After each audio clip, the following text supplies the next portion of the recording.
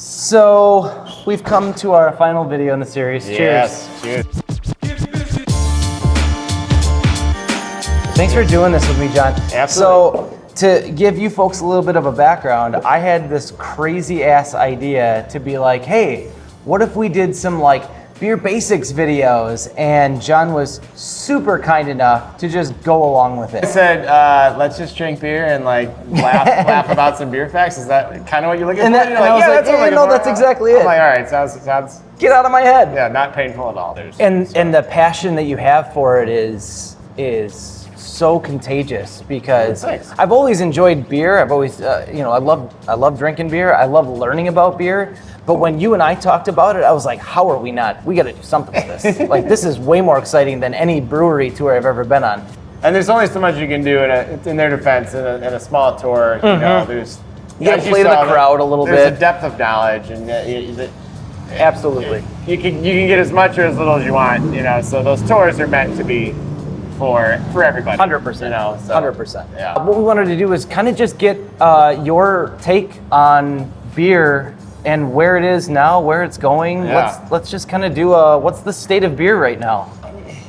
The state of beer is at an all-time high, I would say. The craft beer revolution, specifically in America, has been amazing. It really has. You always throw this stat out there. We've only in the last I think decade finally got to a point where the number of breweries in the United States was equal. Not even, it was equal to what it was pre-prohibition. Yeah. Holy. So alcohol was illegal. Most breweries went out of business except for the really big ones, you know. And only the big producers like Anheuser-Busch, Miller, Coors is another one. You know, they were the only ones making beer for, a century. I would say it was in the 90s where craft brewing really kind of started to take off. And I know in Milwaukee, I know in St. Louis where I'm from, there was laws about how many breweries could even be in the city. Sure. And then it just got trendy. It got, people started gravitating towards it.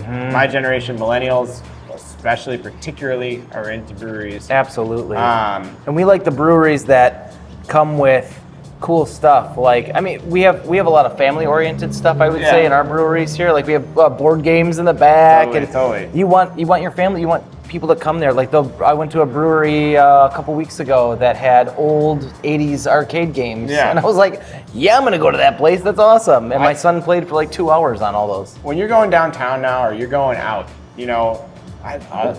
it's not a surprise if going to a brewery is on someone's agenda these days. But I would also say that the market is it is going to be a challenge now though, because it is saturated. And that actually kind of leads us into what are some of, it's saturated now, so I have to imagine that disruption is starting to happen, there's innovations happening. What are some of those things that are happening? Growth has slowed down tremendously. We've kind of plateaued. I think, the number of new breweries coming in is about equal to the number of breweries closing or going out. Sure. Which is showing how difficult it is to get into the market now. Yeah, absolutely. I think the big thing is to find your niche. So we have a lot of breweries that are very generalists. So you go to a brewery and they try to make the gamut of stuff. They try to make a seltzer as well. Totally. They make an IPA. They'll make a stout. They'll make a sour. They'll make You're talking. They just have a breadth of offering. Because they're trying to please everybody. Yeah, because you want random people to show up and go, oh, there's something on the menu for me. Correct. Totally. Yeah. I do think that if you get more intentional and specialize and get known for something, it's a market.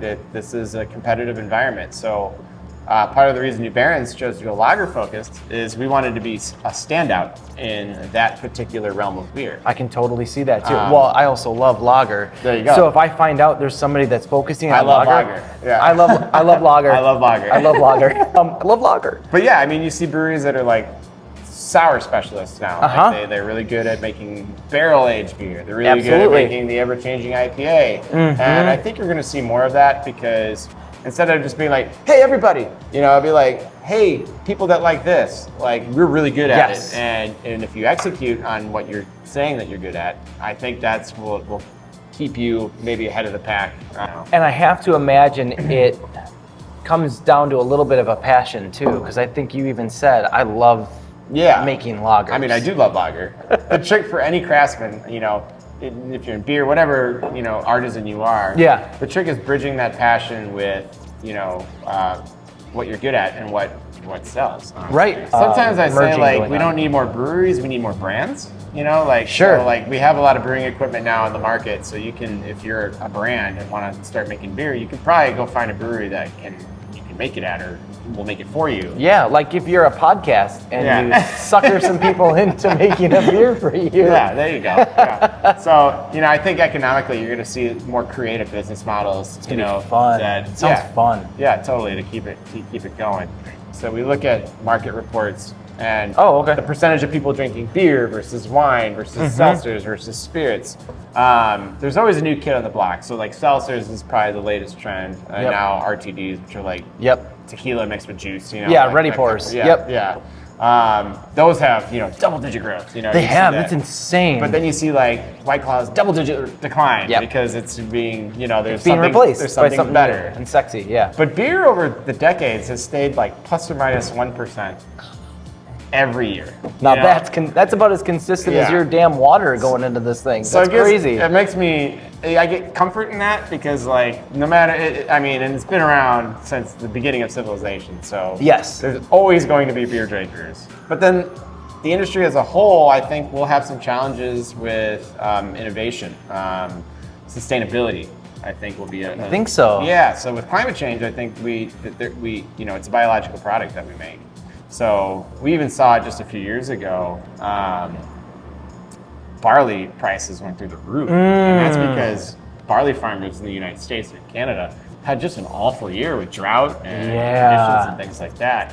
Hops similarly can be very volatile based on, you know, how well the climate's behaving. I didn't even think of that. Yeah, you just assume that they're making so much that you're going to be fine. So if things keep going the way that they are, I think the brewing industry will be very challenged with, you know, agricultural issues that stems from climate change. The good news is that we're working on it. Hops, for example, we're working on like low trellis systems and Neo-Mexicanus hops, which are a type of hop that can grow at different latitudes, like in close to Mexico. Yeah. And can work in more arid climates, are more disease resistant, you know. Okay. All those kinds of innovations are happening, and I think that's going to be huge for the industry because oh my gosh, the better we can live sustainably on our raw materials, the better. Barley, we talk about winter barley as we talk about growing in other places as well, you know. So you'll see a lot more of that. Yeast too, they're doing a lot of research on, okay, if hops are at a shortage, maybe we can make a yeast cell synthesize the molecules that hops make to produce similar juicy floral aromas. So maybe there's a, you know, molecular way of producing flavors that we're looking for. A sciencey way to do it. Yeah. So that's how I talk. That's where all the innovation is happening with beer right now. I mean, it's just like that's awesome. It's a food source in general. Yeah. Like I mean, that's happening across all of the food sector, agricultural sector. So. And once our barley bites come out from that very first video, yep. Sales are gonna skyrocket. All right, last and final question: why beer? This will be deep, I guess. My argument has always been that I think beer is one of the healthier vices that you can have. It's really meant to kind of lower your inhibitions just a little, you know.